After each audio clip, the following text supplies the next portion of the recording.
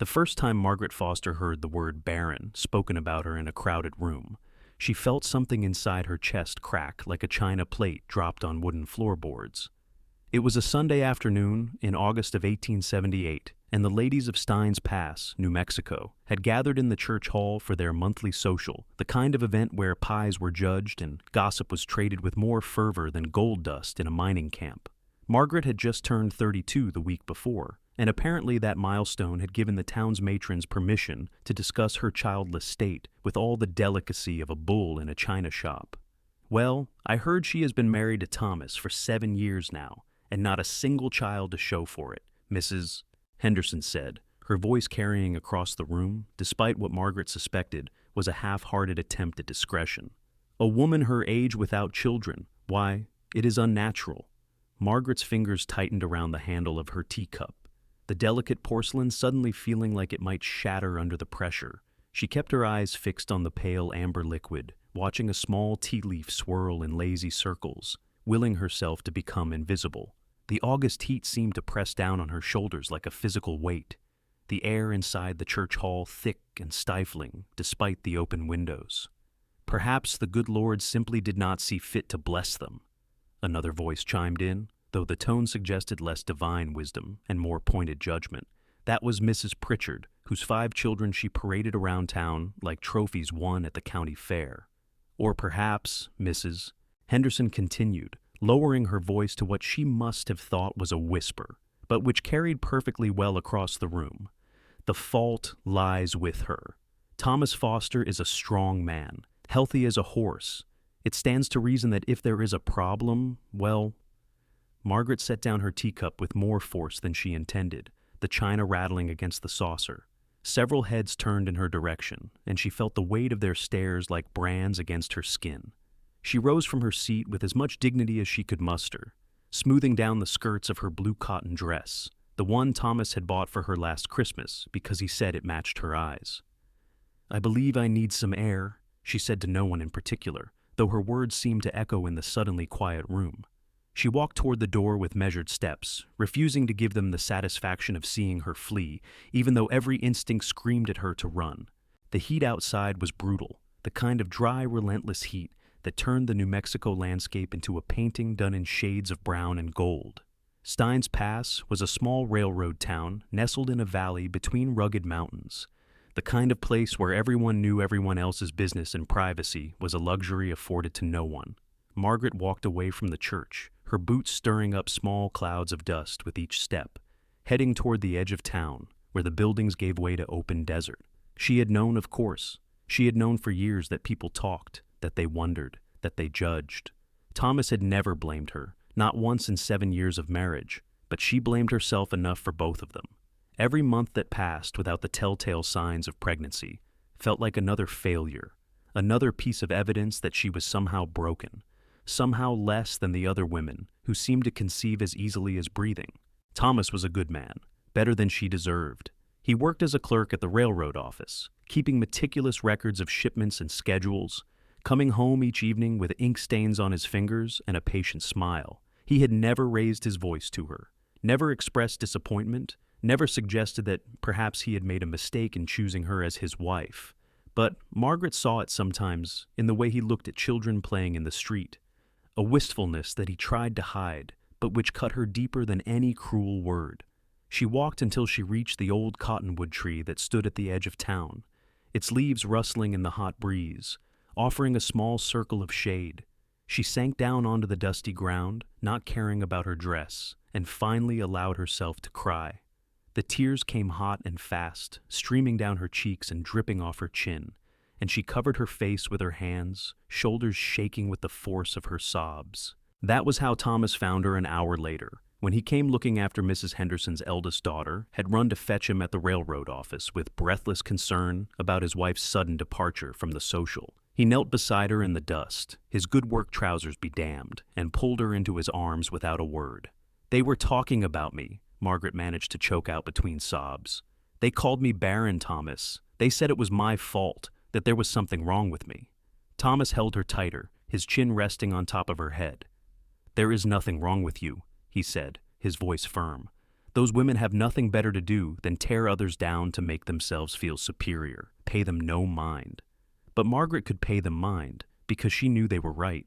She was 32 years old, married for 7 years, and her womb remained as empty as the desert that stretched beyond the town. She had tried everything the old wives suggested, had prayed until her knees ached from kneeling on the hard church floor, had consulted with the doctor in Silver City, who had examined her with clinical detachment and told her that some women were simply not meant to bear children. "I am sorry," she whispered against Thomas's chest. "I am so sorry I cannot give you children." Thomas pulled back just enough to cup her face in his hands, his thumbs gently wiping away her tears. "Margaret, I married you because I love you, not because I needed you to produce heirs. If God sees fit to bless us with children, then we will welcome them. If not, then we will build a good life together regardless." His words were kind, but Margaret could see the shadow of disappointment in his eyes, the grief for the children who would never call him father. She leaned into his touch, drawing what comfort she could from his presence, but the ache in her chest refused to fade. The weeks that followed were difficult ones. Margaret found herself avoiding the social gatherings she had once enjoyed, unable to face the pitying looks and whispered conversations.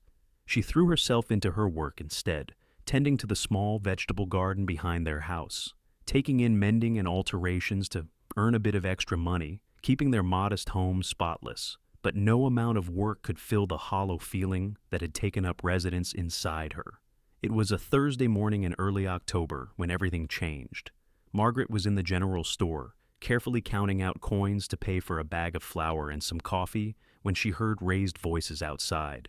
She turned toward the window just in time to see a group of cowboys riding down the main street, dust billowing up around their horses' hooves.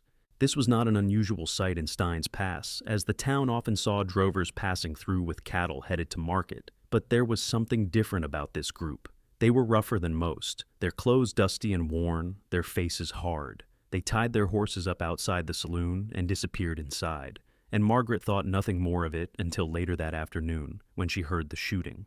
She was hanging laundry in the backyard when the sharp crack of gunfire split the afternoon air. Her hands froze on the wet sheet she was pinning to the line, her heart suddenly hammering in her chest. More shots followed, a rapid staccato that sent several birds fleeing from a nearby tree in a panic of flapping wings.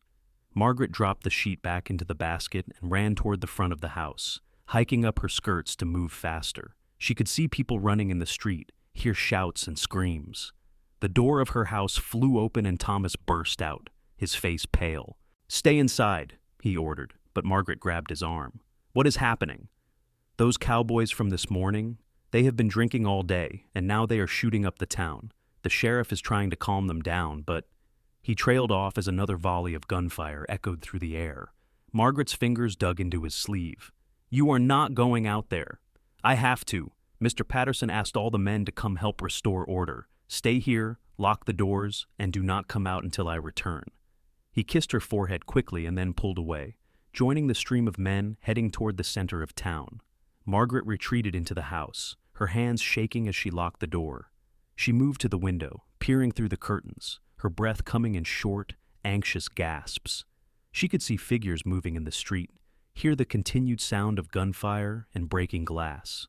Time seemed to stretch and distort, each minute feeling like an hour. When Thomas finally returned nearly 2 hours later, Margaret flew to the door, her relief so intense it made her dizzy. But her relief turned to horror when she saw his condition. His shirt was torn and bloody, a dark stain spreading across his left side. "Thomas!"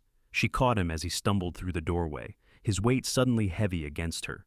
"It is not as bad as it looks," he said, but his voice was strained with pain. "One of those cowboys got wild with his gun. The bullet just grazed me." Margaret helped him to a chair, her training from helping the town doctor with patients over the years kicking in automatically. She fetched water and clean cloths, carefully peeling away his ruined shirt to examine the wound. He was right that it was not deep. The bullet had carved a furrow across his ribs rather than penetrating, but it was bleeding freely and would need to be cleaned and bandaged. "What happened out there?" she asked as she worked, her hands steady despite her racing heart. The sheriff managed to talk most of them down, but their leader, a man named Hendricks, he was too drunk to listen to reason.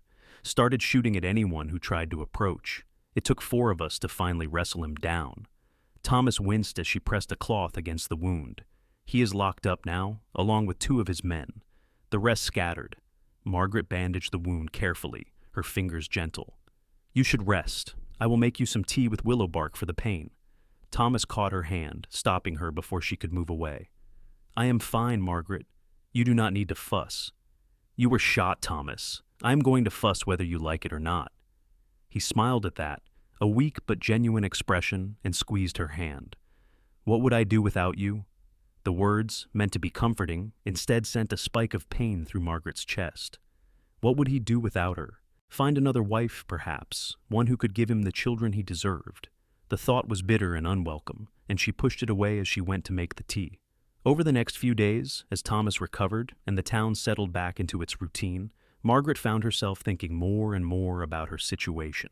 The incident had shaken her, made her realize how fragile life was, how quickly everything could change. She was 32 years old, and if she was truly barren as everyone seemed to believe, then what was the point of her life? What legacy would she leave behind? She was wrestling with these dark thoughts one afternoon, when there was a knock at her door. She opened it to find a cowboy standing on her porch, hat in hand, his expression sheepish and uncomfortable. He was tall and broad-shouldered, with dark hair that needed a trim and eyes the color of summer grass.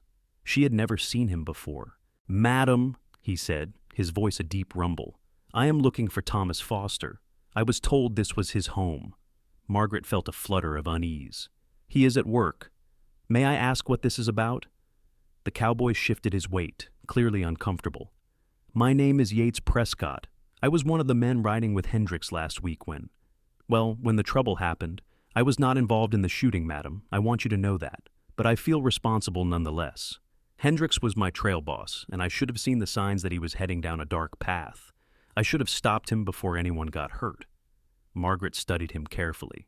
He looked sincere, his discomfort genuine. "My husband was injured that day. A bullet grazed his ribs." Yates flinched as if she had struck him. "I am truly sorry, madam. I know words cannot undo what happened, but I wanted to come by and apologize in person, and to offer any help you might need. I am good with repairs. If there is anything around your property that needs fixing, or if you need help with heavy work, I would be glad to do it. No payment necessary. It is the least I can do." Margaret was taken aback by the offer. In her experience, cowboys were generally rough men who cared more about their next drink than making amends for their wrongs. This man seemed different, and she found herself wanting to trust him. "That is very kind of you, Mr. Prescott," she said slowly. "As it happens, there is a section of fence in the back that has been falling down, and Thomas is in no condition to repair it himself at the moment. If you are sincere in your offer—" "I am, madam, completely sincere. Just point me to the fence and whatever tools you have, and I will get to work right away." Margaret led him around the back of the house, showing him the sagging fence that separated their small property from the open land beyond. Yates examined it with a practiced eye, testing the posts and rails, nodding to himself. "I can fix this, no problem. It will take me a couple of hours, maybe 3. I will get started right now, if that is all right with you." "I will bring you some water," Margaret said. "It is hot work." She retreated into the house, watching through the kitchen window, as Yates stripped off his vest and rolled up his sleeves, setting to work with an efficiency that spoke of long experience. He was as good as his word, working steadily through the afternoon heat, pausing only to drink the water she brought out to him. Thomas returned from work while Yates was still working, and Margaret quickly explained who the cowboy was and why he was there. Thomas went outside to speak with him, and Margaret watched anxiously from the window, afraid that Thomas might be angry. But the 2 men seemed to reach an understanding quickly, Thomas nodding at something Yates said, even shaking his hand before coming back inside. "He seems like a decent fellow," Thomas said, sinking into his chair with a slight grimace of pain. He was quite apologetic about the whole situation. "He is fixing the fence without asking for payment," Margaret said. "That speaks well of his character, I think."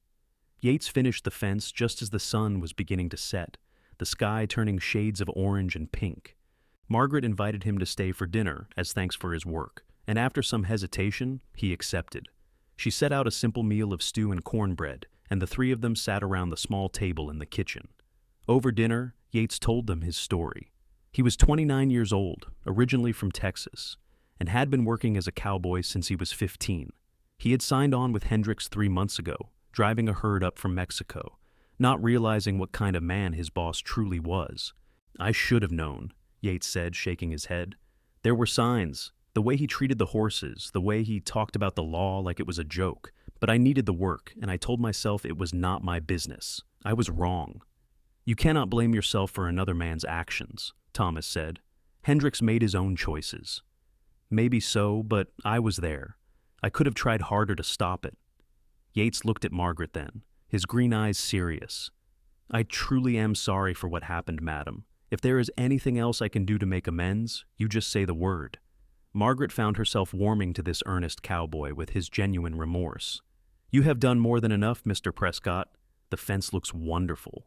Yates stayed for another hour, talking easily with Thomas about cattle and trail drives and the changing nature of the West. Margaret listened more than she spoke, but she found herself drawn into the conversation nonetheless, appreciating the way Yates asked her opinion on matters and actually listened to her answers rather than dismissing her as many men did. When Yates finally took his leave, thanking them for the meal and promising to stop by again to make sure the fence was holding, Margaret found herself hoping he would follow through on that promise. There was something about him that was different, a kindness and integrity that she had not expected to find in a trail-worn cowboy.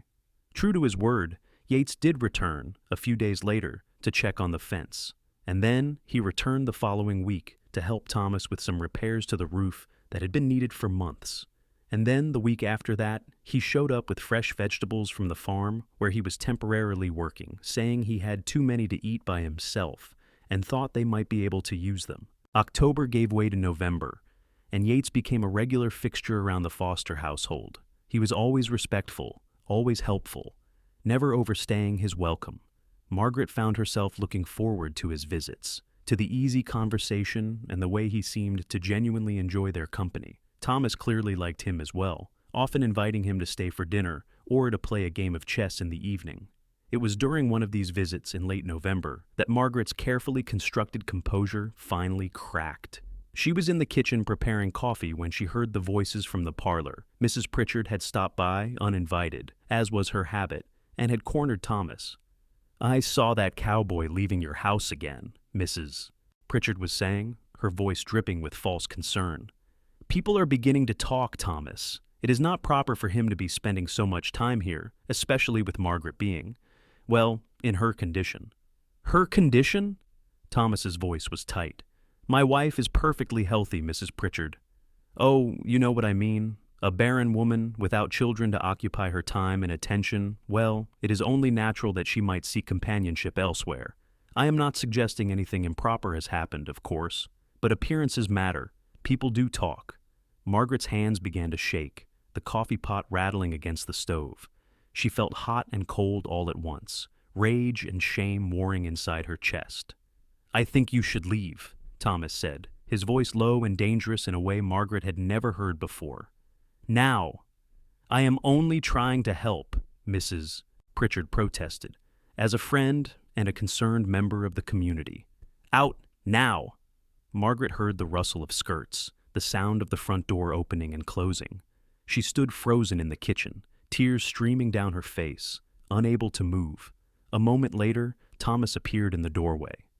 "Margaret," he said softly, but she held up a hand to stop him. "She is right," Margaret said, her voice breaking. "People are talking. They think I am barren. They think I am improper. They think I am less than a real woman. Maybe they are right. They are not right," Thomas said firmly. "Margaret, you are a wonderful woman, with or without children. You are kind and intelligent and strong. Do not let their small-minded gossip make you think otherwise." But Margaret could not hear him, could not see past the pain and humiliation that was crashing over her like a wave. She pushed past him and ran to their bedroom, closing the door and sinking onto the bed, sobbing into her pillow.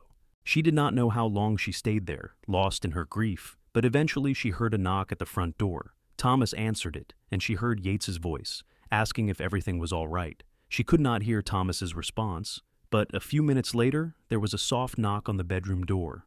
"Margaret?" It was Yates's voice, tentative and concerned. "May I speak with you? Thomas thought you might be willing to talk to me." Margaret wanted to tell him to go away, but she found herself saying, "Come in."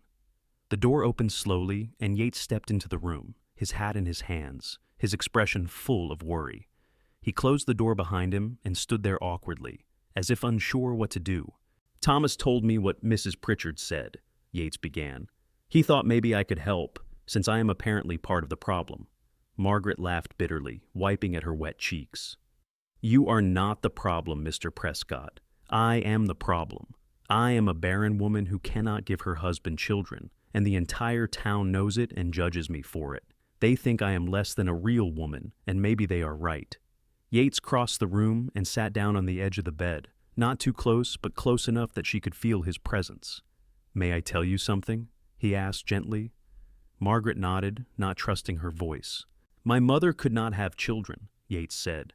"At least, not easily. She and my father tried for 8 years before I finally came along, and she nearly died giving birth to me. The doctors told her she could never have another child, that her body would not survive it, and I heard the whispers growing up, from neighbors and relatives. They said she was not a real woman, that she had failed in her duty. Some even suggested my father should leave her and find a wife who could give him more sons." Margaret looked at him, surprised by this confession. "But my father never wavered," Yates continued. "He told my mother every single day that she was the strongest, bravest, most wonderful woman he had ever known, and that having me was more than he ever could have hoped for. And you know what? She was all those things. She was the one who held our family together when times were hard.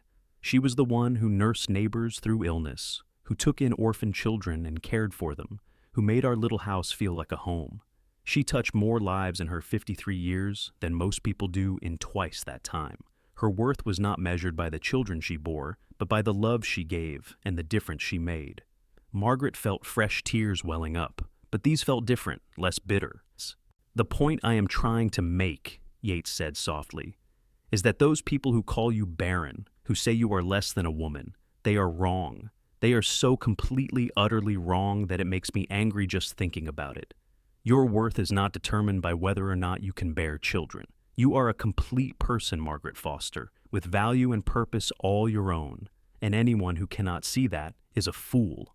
Margaret stared at him, this cowboy who had ridden into her life by accident, who had shown her more kindness and understanding in a few weeks than some people she had known for years. "That makes you no less a woman," he added, his green eyes holding hers with an intensity that made her breath catch. "Not being able to bear children does not diminish you in any way. You are still whole, still worthy, still deserving of respect and love and every good thing this world has to offer."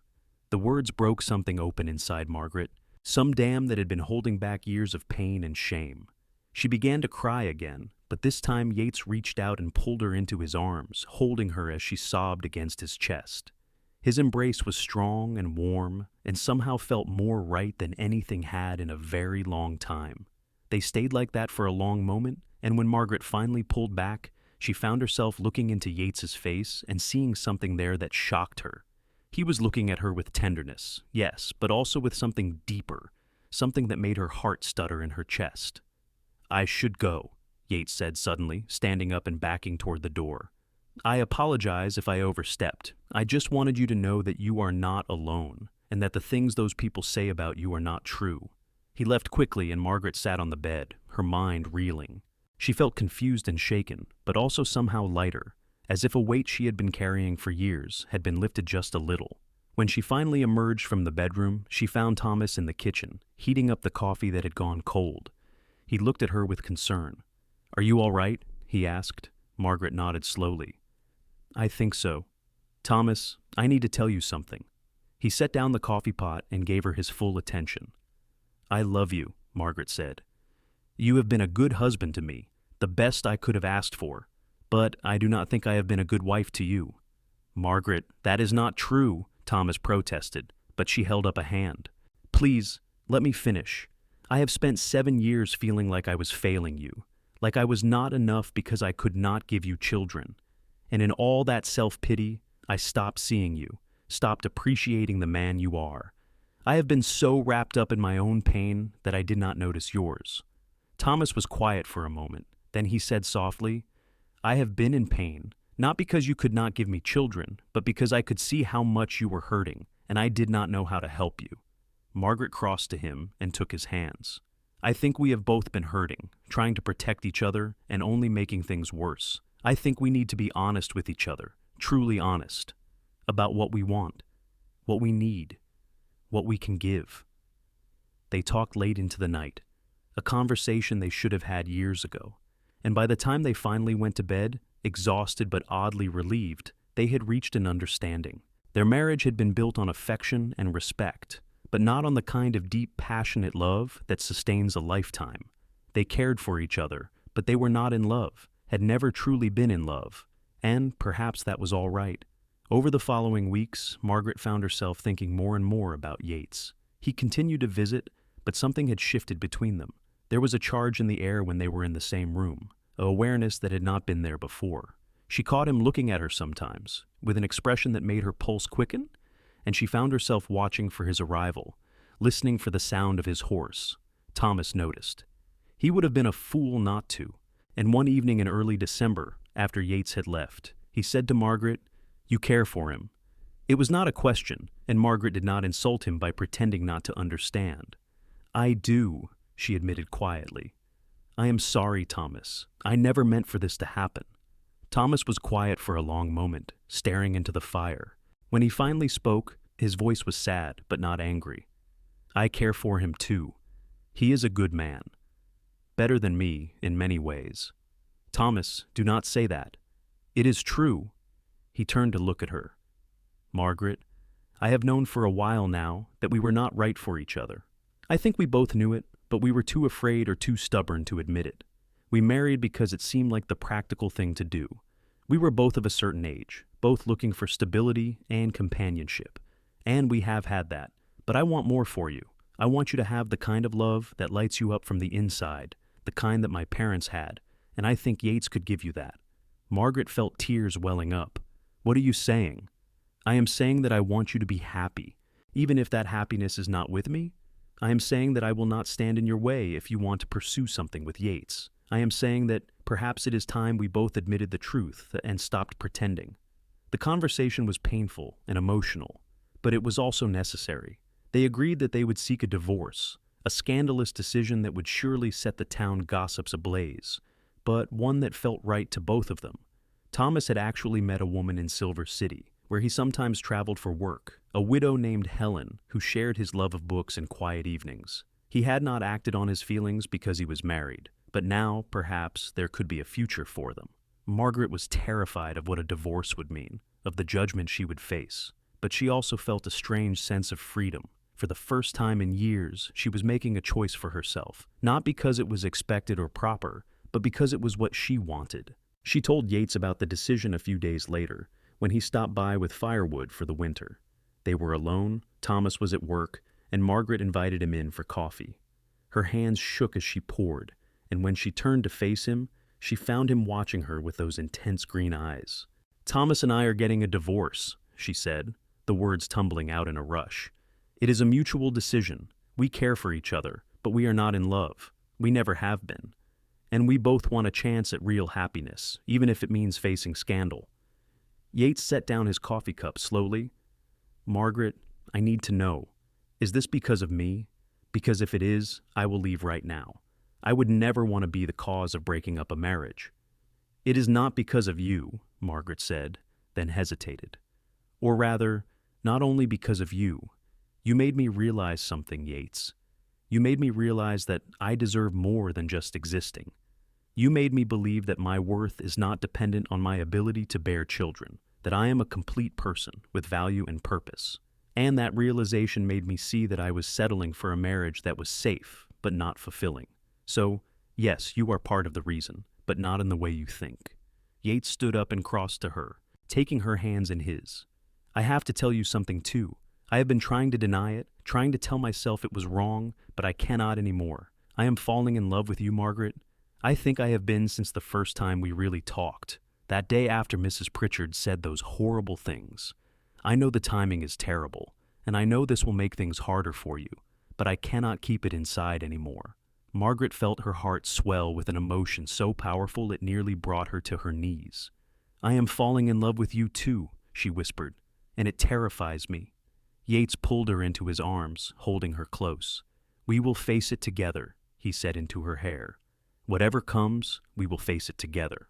The divorce was finalized in early February of 1879, after a lengthy process that involved lawyers and judges and endless paperwork. The scandal rocked Stein's Pass, just as Margaret had known it would. The gossips had a field day, spinning tales of infidelity and impropriety. Margaret lost friends, was snubbed on the street, was whispered about in every shop and gathering place. But she also found unexpected allies: the doctor's wife, a quiet woman named Sarah, who Margaret had never been particularly close to, stopped by one afternoon with a basket of preserves and a kind word. "I think you are very brave," Sarah said. "I have been married for 23 years to a man who barely speaks to me except to criticize. Sometimes I wonder what my life might have been if I had had your courage." There were others too, women who confided their own unhappinesses, their own secret rebellions. And while many in the town condemned her, Margaret found that she did not care as much as she thought she would. She had Yates, and that made everything bearable. They waited a respectful amount of time after the divorce was final before they married. 3 months during which Yates courted her properly, bringing her flowers picked from the desert, taking her on long rides through the mountains, reading to her in the evenings from books of poetry. He worked odd jobs around the area, saving money and looking for a permanent position. They were married in April of 1879 in a simple ceremony at the courthouse, with only a handful of guests. Thomas came, which surprised many and wished them both well with genuine warmth. He was planning to move to Silver City to be closer to Helen, the widow he had been courting.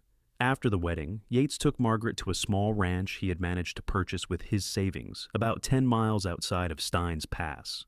It was a modest property, with a small house that needed repairs and a few acres of grazing land, but it was theirs.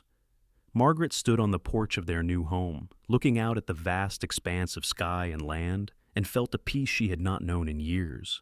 Their first year of marriage was not easy. Money was tight, the work was hard, and they were learning each other's rhythms and habits. But there was also joy, deep and abiding. Yates made her laugh, made her feel cherished, made her believe in herself. They talked for hours about everything and nothing.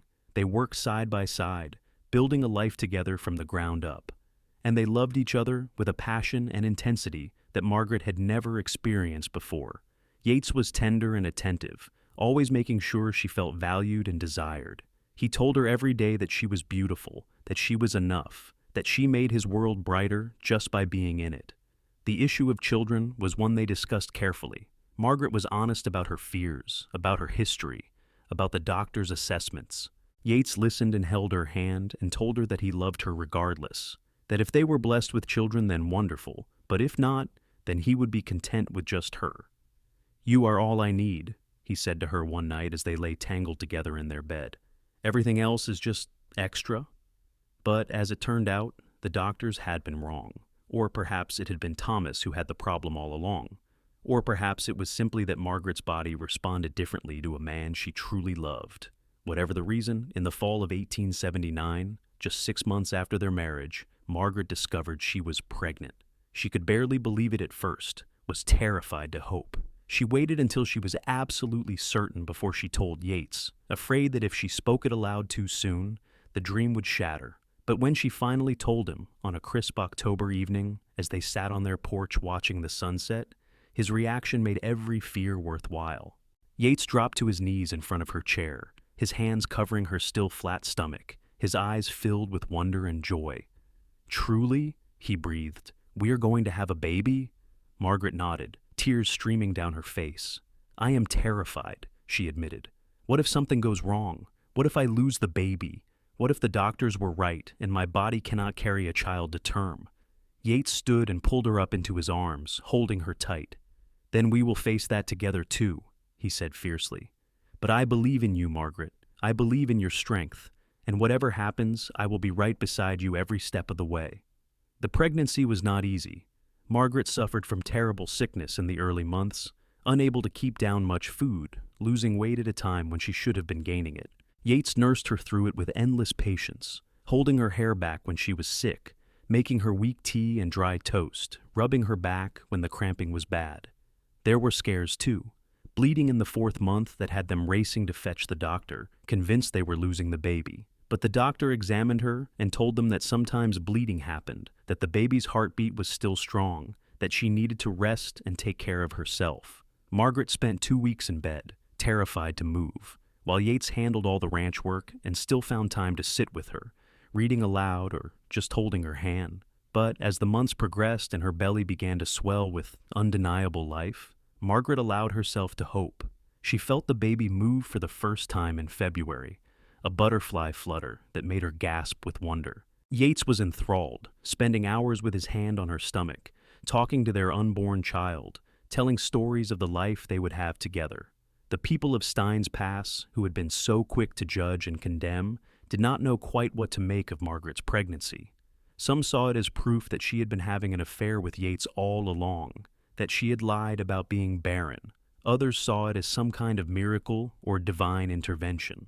Mrs. Pritchard had the audacity to stop Margaret on the street one day and say, "Well, I suppose God finally answered your prayers," as if the years of pain and humiliation had been some kind of test that Margaret had finally passed.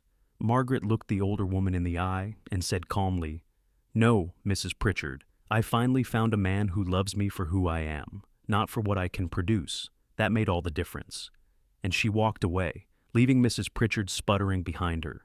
The baby came in May of 1880, after a long and difficult labor that lasted nearly 20 hours. The doctor was there, along with Sarah, the doctor's wife, who had become a true friend over the past year. Yates refused to leave Margaret's side despite the doctor's protests that it was not proper for a man to be present at a birth. He held her hand through every contraction, wiped her face with cool cloths, whispered encouragement and love. When their son finally entered the world with a lusty cry, Margaret wept with relief and joy. The doctor placed the squalling, red-faced infant on her chest, and she looked down at him in absolute wonder. He was perfect, with a shock of dark hair and tiny fists that waved in the air. "You did it," Yates said, his voice choked with emotion. "Margaret, you did it. He is beautiful." They named him Samuel Thomas Prescott, the middle name a gesture of respect for Thomas Foster, who had shown them both such grace during a difficult time. Samuel was a healthy baby, if somewhat small, with a powerful set of lungs and an insatiable appetite. The first few months of motherhood were overwhelming. Margaret was exhausted, her body recovering from the trauma of birth, while also providing nourishment for a demanding infant. There were times when she felt utterly inadequate, when Samuel cried inconsolably and she did not know how to soothe him, when her milk would not come in fast enough and he seemed perpetually hungry. But Yates was there through all of it, sharing the burden in ways that many men would never have considered. He walked Samuel through the house at 3 a.m. when the baby could not sleep. He changed soiled diapers without complaint. He took over all the household chores so that Margaret could focus on healing and caring for their son. He told her constantly that she was doing wonderfully, that she was a natural mother, that Samuel was lucky to have her. And gradually Margaret began to believe him. She began to trust herself, to relax into her new role. She discovered that she loved being a mother, loved the weight of Samuel in her arms, loved watching him discover the world. Every milestone felt like a miracle.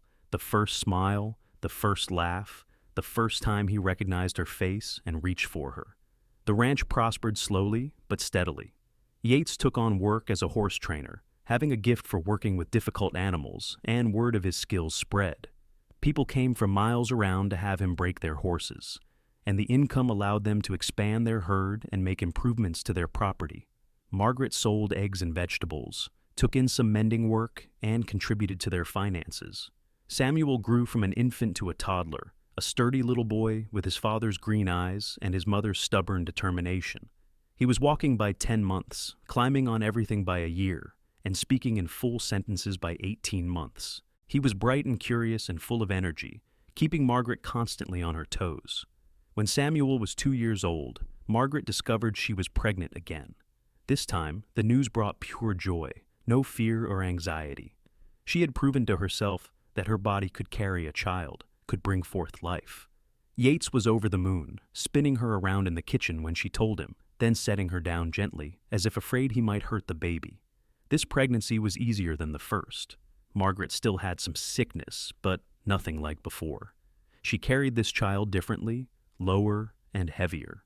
The doctor predicted it would be a girl, and he was proven right when their daughter was born in early 1883, after a labor that was mercifully shorter than Samuel's had been.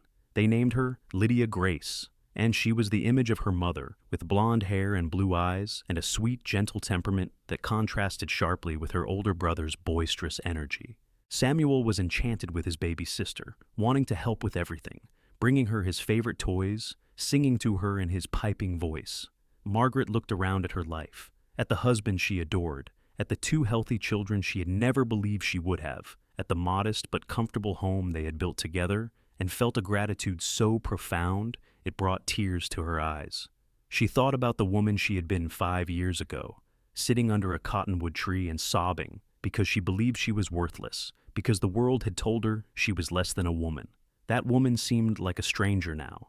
Margaret had learned that her worth was not determined by anyone else's opinion, that her value was inherent and unchangeable. She had learned that sometimes the life you planned is not the life you are meant to have, and that can be a blessing rather than a curse.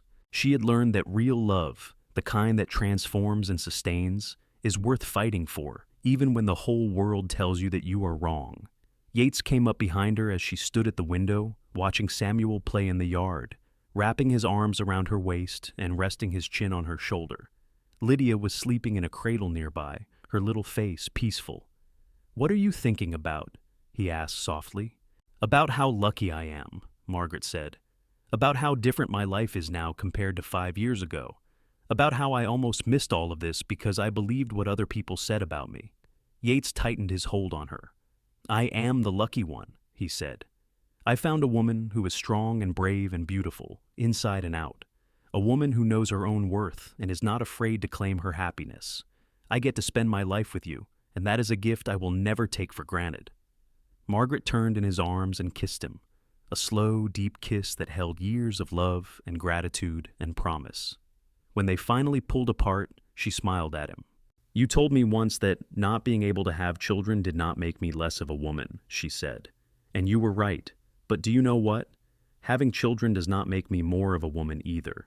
I am who I am, whole and complete and valuable, regardless of what my body can or cannot do. It took me a long time to learn that lesson, but I finally understand it now." Yates cupped her face in his hands, his thumbs stroking her cheeks. "You were always enough, Margaret, always. I just wish you could have seen yourself the way I saw you from the very beginning." They stood there in the afternoon sunlight, holding each other, while their children grew and thrived around them. Outside, the New Mexico landscape stretched endlessly, harsh and beautiful and unforgiving. But inside their home, there was warmth and love and a deep contentment that no amount of gossip or judgment could touch. Over the years that followed, Margaret and Yates built a life that exceeded anything she could have imagined during those dark days in Steins Pass. They had 2 more children, another son they named Jacob and a daughter they named Ruth. The ranch grew and prospered, becoming known throughout the territory for the quality of Yates's horses and the hospitality of the Prescott family. Samuel grew into a fine young man, strong and honest like his father, with a gift for working with animals. Lydia became a teacher, opening a small school on their property to educate the children of nearby families. Jacob followed his brother into the horse training business, and Ruth married a kind young rancher from a neighboring property. Margaret remained close with Thomas Foster, who had indeed married Helen and seemed genuinely happy. He visited occasionally, and there was no awkwardness between them, only the warm regard of 2 people who had once tried to make something work and had had the wisdom to let it go when it was not right.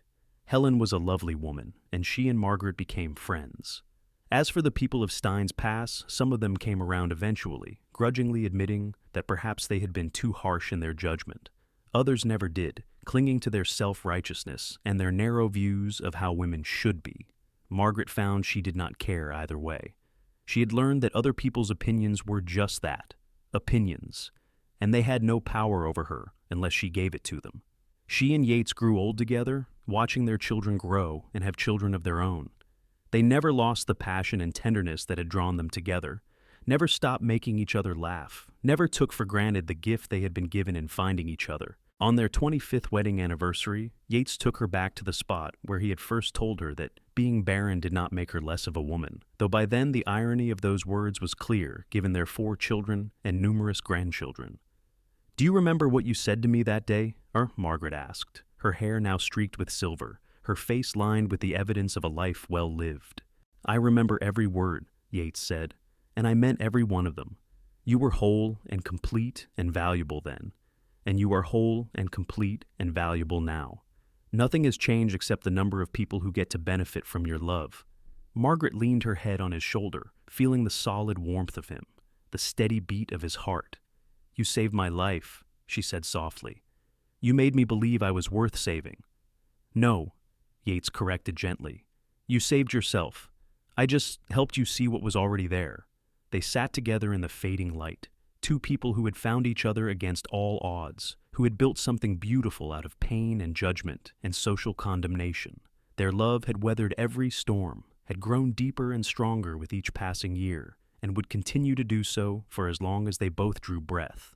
And if sometimes Margaret thought back to that woman who had sat under a cottonwood tree and wept because she believed she was broken, she did so with compassion and understanding.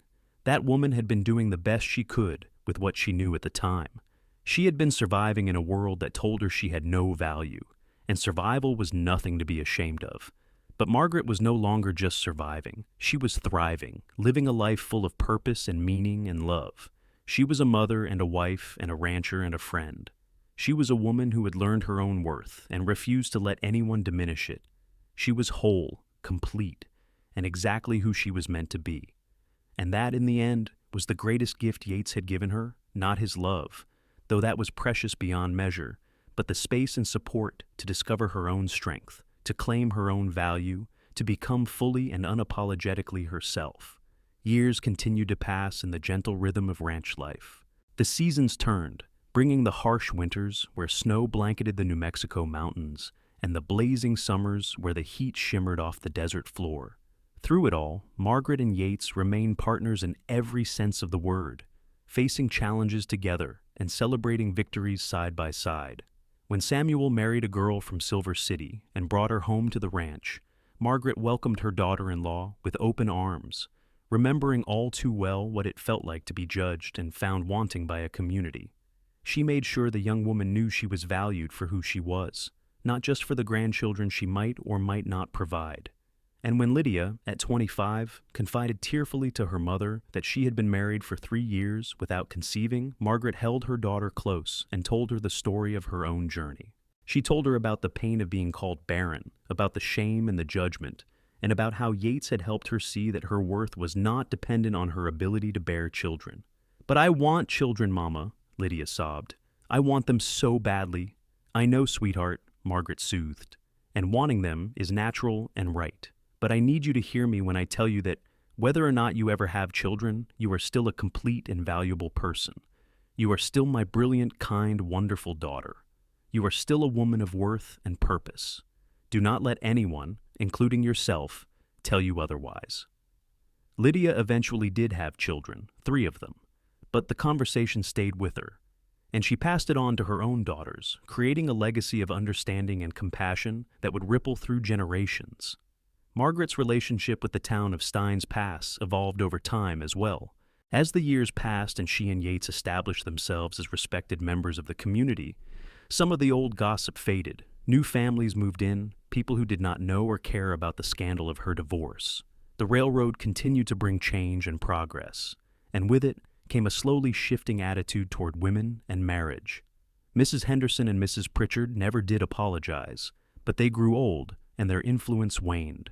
New, younger women took their place in the social hierarchy of the town, women who were often more open-minded and less quick to judge. Margaret found herself becoming something of a mentor to these younger women, offering advice and support when they faced their own challenges. There was one particular woman, a young wife named Emily, who could not have been more than 23, who came to Margaret in tears one afternoon. She had been married for 4 years without conceiving, and her husband's family was pressuring him to set her aside and find a new wife who could give him children. Margaret invited her in, made her tea, and told her the whole story, from the painful years with Thomas to the moment Yates had told her she was no less a woman for being barren, to the unexpected joy of discovering she could indeed carry children when she found the right partner. Emily listened with wide eyes, drinking in every word. "So, what should I do?" Emily asked when Margaret finished. "I love my husband, but I cannot make my body do something it seems unable to do." "You need to talk to your husband honestly," Margaret said. "Tell him how you feel, what you fear, what you need from him, and then you need to decide together what you want your life to look like. If he truly loves you, he will choose you over the expectations of his family, and if he does not, then as painful as it is, you deserve better." Emily took Margaret's advice. She had a long, difficult conversation with her husband, laying bare her fears and her pain, and to her joy and relief, he chose her. He told his family in no uncertain terms that Emily was his wife and he would not set her aside, and that if they could not accept that, they were not welcome in their home. The couple eventually adopted 2 children orphaned by illness, and they built a happy life together. Margaret watched these younger generations with satisfaction, seeing the seeds of change taking root. The world was still far from perfect. Women still faced enormous pressures and limitations, but it was better than it had been. And she had played a small part in that change, simply by refusing to accept the judgment of others, by claiming her own worth and living her truth. Yates remained her anchor through everything. Even as they aged, even as his hair turned silver and his hands grew gnarled with arthritis from years of hard work, even as her body softened and slowed, they never lost the connection that had drawn them together. They still held hands while walking, still stole kisses when they thought no one was looking, still made each other laugh with private jokes and shared memories. On their 30th anniversary, their children and grandchildren threw them a party that filled their ranch house to bursting. There was food and music and dancing, and Margaret found herself surrounded by the tangible evidence of the life she and Yates had built together. Samuel was there with his wife and 4 children. Lydia came with her husband and 3 children. Jacob brought his new bride, and Ruth arrived with her husband and their toddler twins. As Margaret stood on the porch watching the celebration, Yates came up beside her and slipped his arm around her waist in the way he had done 1,000 times before. "What are you thinking?" he asked, echoing the question he had asked so many times over the years. "I am thinking that I am the luckiest woman alive," Margaret said. "I am thinking that every painful moment, every tear I cried, every judgment I endured was worth it because it led me here, to you, to this." "I would go through it all again," Yates said. "Every hardship, every struggle, just to end up right here with you." They watched their family together, this beautiful, chaotic, loving collection of people who existed because they had been brave enough to choose each other, to believe in their own worth, to build something real and lasting.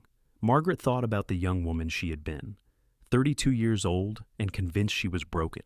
She wished she could go back and tell the woman that everything would be all right, that the pain would not last forever, that there was joy and love and purpose waiting for her just around the corner. But perhaps that woman had needed to walk through the fire to become the woman Margaret was now. Perhaps the struggle had been necessary to forge her strength.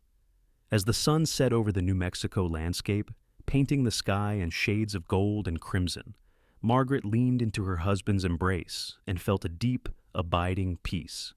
She had learned the hardest lessons life had to offer, had emerged scarred but unbroken, and had built a life of meaning and love.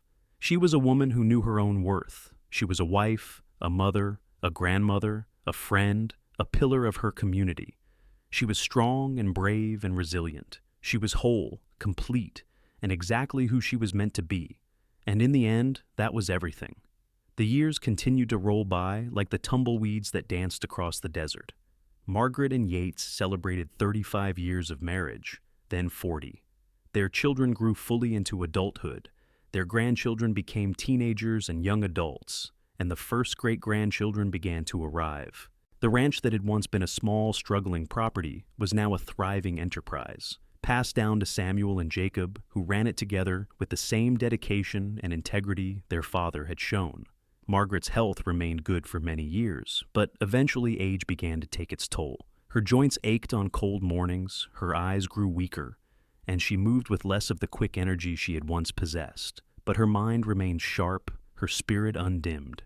She continued to be a source of wisdom and comfort for her family and community, the matriarch who had lived through hardship and emerged triumphant.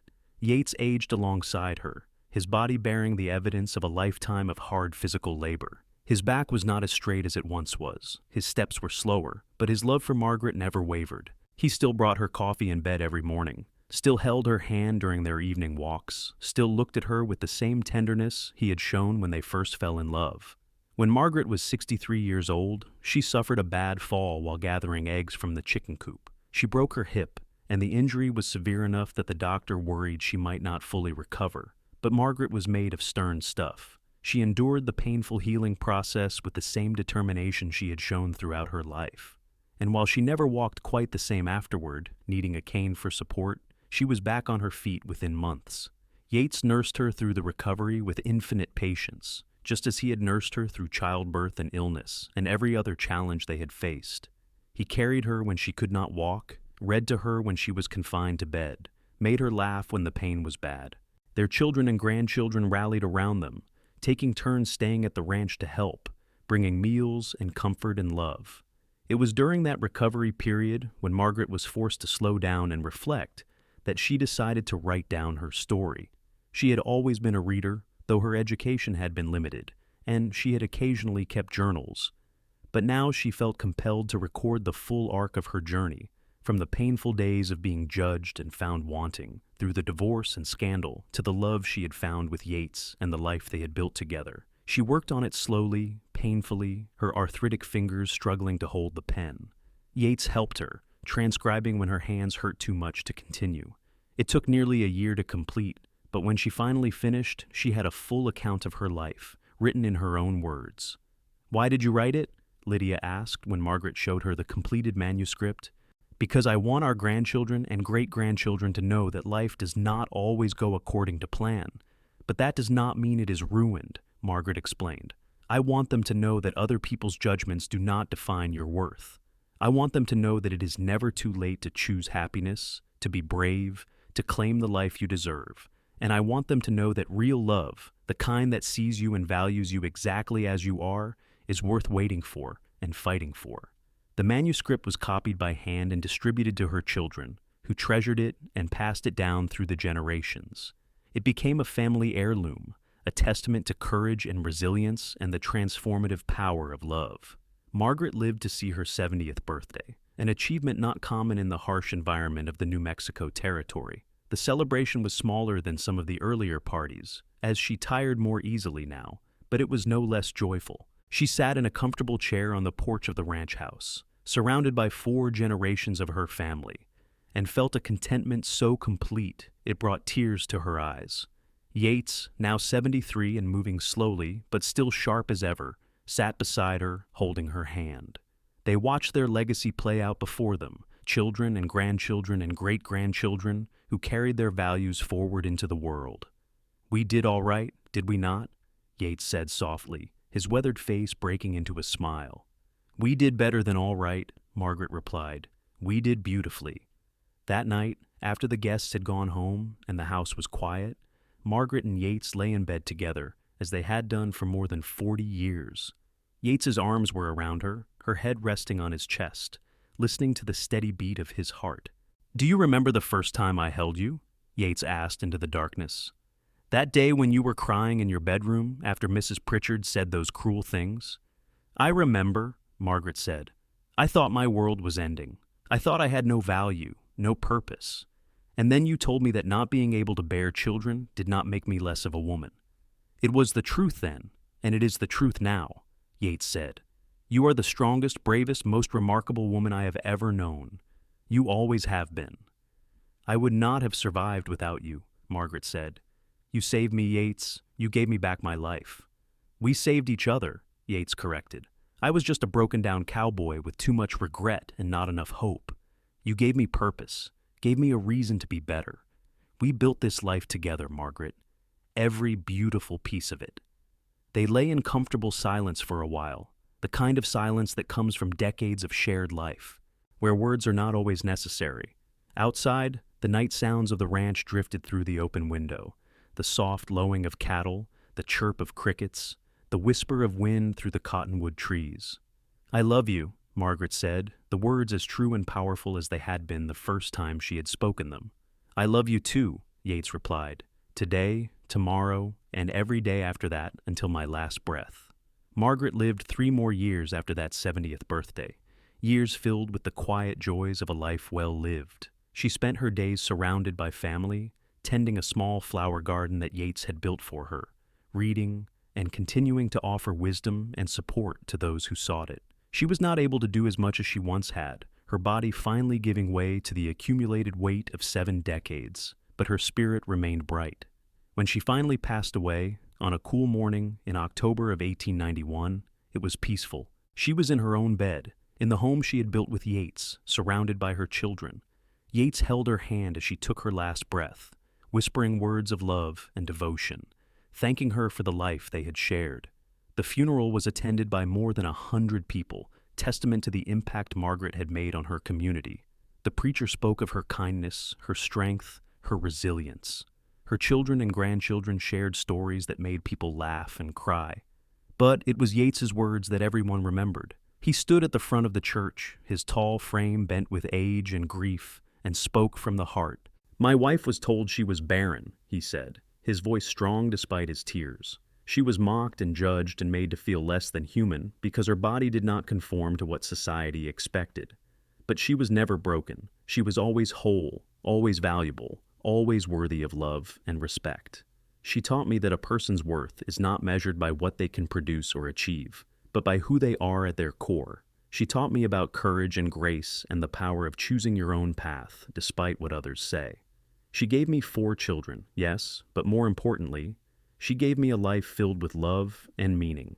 She was the best person I ever knew, and I will spend the rest of my days grateful that she chose to share her life with me." There was not a dry eye in the church. Yates lived for 5 more years after Margaret's death, but he was never quite the same. He remained active, helping his sons with the ranch, playing with his grandchildren and great-grandchildren, but there was a sadness in his eyes that never quite faded. He visited Margaret's grave every day, bringing her flowers from the garden she had loved, talking to her as if she could still hear him. When he finally joined her in the spring of 1896, his children buried him beside her under the cottonwood trees that marked the edge of their property. On the shared headstone, they inscribed the words that had defined their love: Margaret Foster Prescott, 1846-1891, and Yates Prescott, 1849-1896. She was told she was barren. He told her that made her no less a woman. Together they proved that love knows no limitations. The legacy they left behind was not just in the children and grandchildren and great-grandchildren who carried their blood, though those were precious. It was in the lives they touched, the minds they changed, the courage they inspired. Margaret's story, preserved in her handwritten manuscript, was passed down through generations, inspiring women to know their own worth and men to see the full humanity in their partners. The ranch continued to operate for more than a century, passed down through the Prescott family, a testament to what 2 people could build when they chose love over judgment, courage over conformity. And while the world continued to change, while the Wild West gave way to modern America, the essential truth at the heart of Margaret and Yates's story remained constant. A person's worth is inherent and unchangeable. It is not dependent on their ability to bear children, or their adherence to social expectations, or the approval of others. Every person has value, purpose, and the right to happiness. And sometimes, the greatest act of courage is simply believing in yourself and choosing love, even when the whole world tells you that you are wrong. Margaret Foster. Prescott learned that lesson the hard way, through pain and humiliation and struggle. But she learned it, she lived it, and she passed it on. And that perhaps was her greatest legacy of all, not the children she bore or the life she built, but the truth she embodied and shared. You are enough. You are whole. You are worthy of love, no matter what anyone else says.